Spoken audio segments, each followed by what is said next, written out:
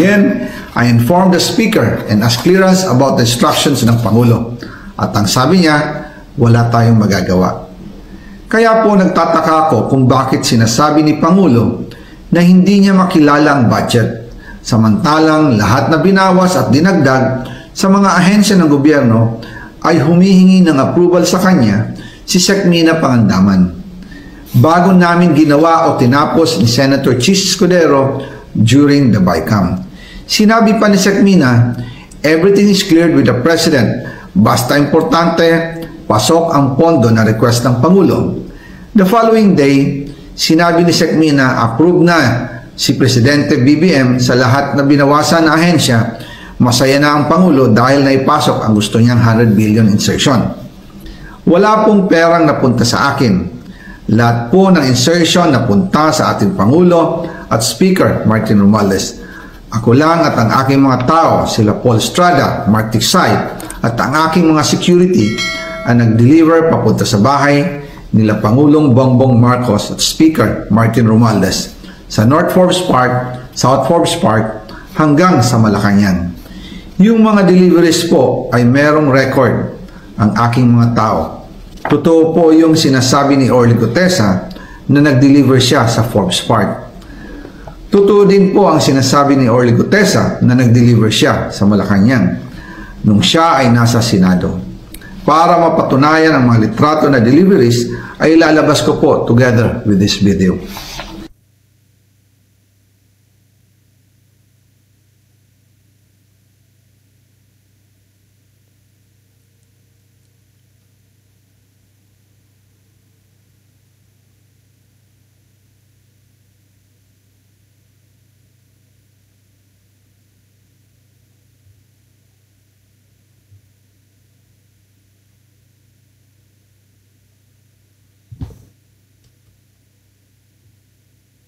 After po ng approval ng budget sa General Appropriations Act of 2025, nagtanong po ako sa DPWH kung magkano ang kailangan na ibigay sa Office of the President o ang SOP na bigayan.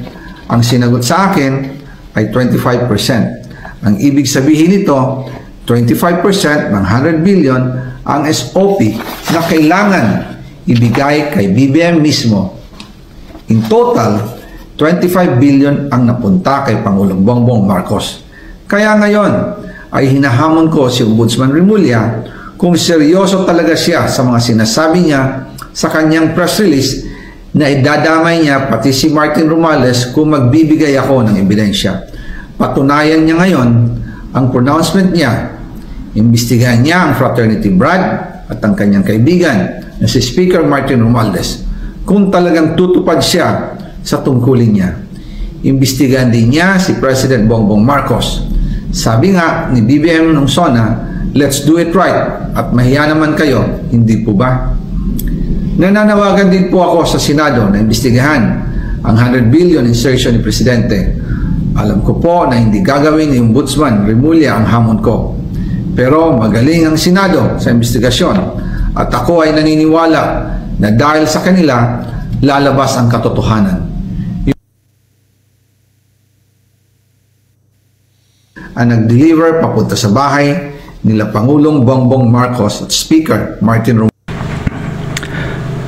Hindi daw kailangan ng Presidente na utusan si Zaldico na gumawa ng congressional insertion sapagkat pwede naman daw itong isinama niya sa National Expenditure Program, yung budget, yung tinatawag na NEP.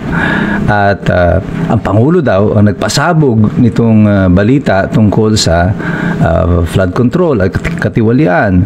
At hindi daw under oath yung salaysay ni Zaldico, kaya hindi daw ito credible. Ito at marami pang mga kasinungalingan na pinagkakalat ng Malacanang ang pag-uusapan natin sa umagang ito. Kagaya ng inaasahan natin and correctly predicted, the moment that the video was confirmed na ito nga ay galing kay Zaldico, Malacanang went into full battle mode. Kahapon, press briefing, tatlo agad na opisyal ng Malacanang naroroon, si Secretary Pangandaman, si ng DBM, si Dave Castro ng PCO, si Undersecretary Claire Castro, ang presidential spokesperson. At pati na rin si Vince Dizon, nagbibigay ng kanyang papanayam na pare-pareho sila ng istorya. Ang una sinasabi nila sa atin ay hindi daw credible yung sinasabi ni Zaldico dahil hindi naman daw kailangan ng presidente na utusan siya na mag-insert doon sa budget kasi sila daw ang nagagawa ng budget. Tama nga naman kung gusto ng Pangulo na dagdagan ng 100 billion yung project, hindi niya na kailangan si Zaldico, siya na dapat ang gagawa nun. Pero alam ko naman na alam nyo ito at nagkukunwari-kunwarian lang kayo o nagtatanga-tangahan na lang kayo kung ano ang totoong nangyari dyan para sa interes ng ating mga kababayan na nakikinig sa atin ngayon. There are two words na magsasabi kung bakit kailangan ng insertion sa pamamagitan ni Zaldico. Ang tawag dyan, plausible deniability. Ano pong ibig sabihin nito? Plausible deniability means gumagawa ka na ng paraan na meron kang dahilan or excuse, parang backdoor, para kung ano man ang mangyari, para kang may fire exit. Pwede mong i-deny ang lahat ng ito. So, gumawa ka ng senaryo para maitanggi mo na ikaw talaga nag-utos, walang paper trail kasi lalabas doon sa yung budget, ito lang talagang hiningi ko. Kasi kung magnanakaw ka, mag-iiwan ka ba ng mga piraso ng ebidensya na mag-uugnay sa'yo doon sa krimen? Siyempre hindi. Kaya ang ginawa nila, instead of putting it in the NEP, ay ipinasok nila ito sa pamamagitan ng congressional insertion. Para nga naman, pag nagkabulilyasuhan, pwede nilang sabihin na, well, hindi kami may gawa niyan. Si Zaldico, yung Kongreso, ito mga congressman, sila ang gumawa niyan at wala kaming kinalaman tungkol dyan. And that is exactly what is happening today. Ito yung kanilang exit clause, yung kanilang plausible deniability because lumabas on paper na it was inserted doon sa NEP. Kaya hindi nila ito maisama doon sa NEP because pag nag-submit ka ng budget, ang rule dyan is kailangan it must follow the constitutional provision on budget restrictions. Especially, hindi pwede yung DPWH or Public Works budget mas mataas pa sa DepEd budget. Kaya dito nila inoperate ito sa pamamagitan ng congressional insertions para on the NEP, hindi na agad siya questionable. Meron silang lusot. Ngayon, pwedeng sa pamamagitan ng congressional insertion, dito nila ipapasok isa-isa yung mga gusto nilang idagdag na kahit na ito'y lumampas pa at lumampas naman talaga even in the 2025 budget. Kaya isa yan sa mga naging question sa Korte Suprema. Unfortunately, hanggang ngayon wala pang desisyon yung Korte Suprema tungkol dito. So, hindi totoo yung sinasabi ng Malacanang ni Secretary Pangandaman na hindi daw kailangan. Kailangan nyo yan kung ang intention nyo ay nanakawin talaga yung pera. This is your plausible deniability at yan kitang-kita namin ngayon as it is working. Kung paano nyo ginagamit itong plausible deniability na to. Another lie, sinasabi nila paulit-ulit na nakakabuisit ng pakinggan na ang presidente raw ang nagpasabog nitong balita na ito. Sinabi yan ni Claire Castro, paulit-ulit, ni Secretary Vince Dizon, pero totoo nga ba ito? Hindi po ito totoo. Ang totoong nagpasabog nito ay ang taong bayan. Ang presidente mismo sa kanyang SONA, inaamin niya that the people are not satisfied with what is happening. Yung pagkagapi, yung pagkatalo ng lahat ng inyong senatorial candidates na walang nanalo kahit isa na partido federal is an indication na ang tao ay dissatisfied. The people in Malacanang, Bongbong Marcos knew that people already know what is up. So, ang choice niya dyan ay itanggi na alam ng tao o kaya ay makisayaw na siya doon sa mga tao. At sabi ko nga sa inyo, yung kwento noon ni Escombro, siya na yung nauna na kahit siya yung umutot, siya na yung unang nagbintang. Sinong umutot dyan? Sinong nagnakaw? Diba sila? Yeah. So, this is total bullshit. sasabihin ng Malacanang na ang Pangulo ang nag-expose nito. Siya mismo ang nagsabi na ang mga tao ay hindi satisfied. Ibig sabihin, alam na ng taong bayan ko ano ang ginagawa nyo. Mr. President, this is not your work. This is the work of the people. Yung tao na ang nagsabi sa iyo sa pamamagitan ng resulta ng eleksyon that we already know what is happening. Wala kayong in-expose.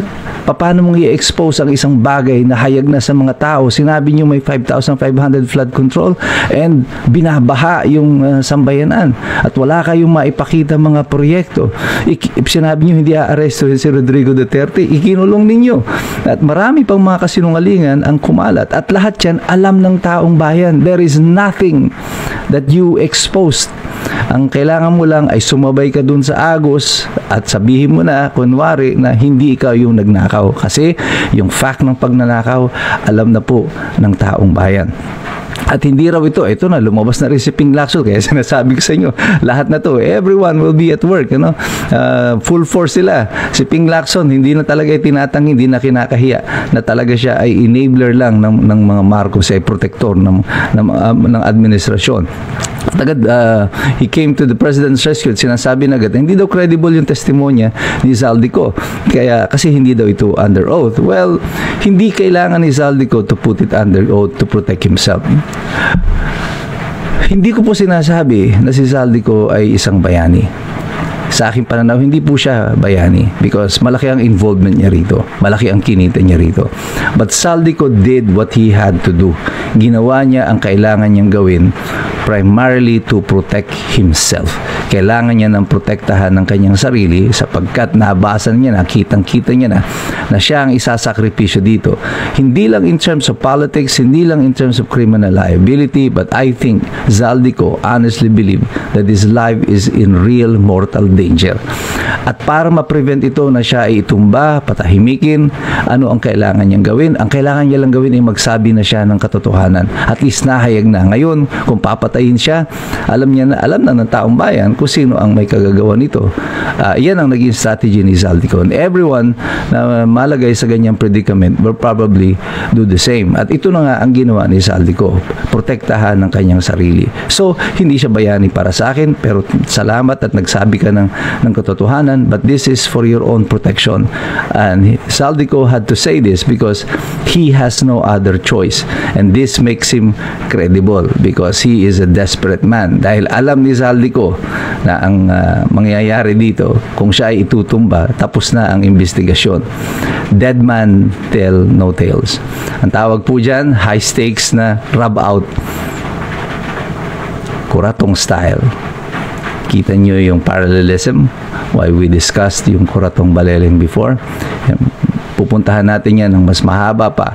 Pero gamit ang simpleng mumurahing cellphone ito at itong aking studio dito sa bahay, we will continue to broadcast to debunk itong mga kasinungalingan ito ng Malacanang using their billion pesos and millions of pesos na gastusin nila para lang to iliko itong story na to. Lalabanan natin ito with the truth. Sapagkat tayong lahat ng mga Pilipino, ang ordinaryong mamamayan na nagmamahal sa kalayaan at demokrasya, patuloy tayo makikilahok dito, babantayan namin kayo, pero patuloy kami mag-aaral kasi alam namin, mahirap makialam ang taong walang alam. God bless you, God bless us all. Mabuhay ang Republika ng Pilipinas.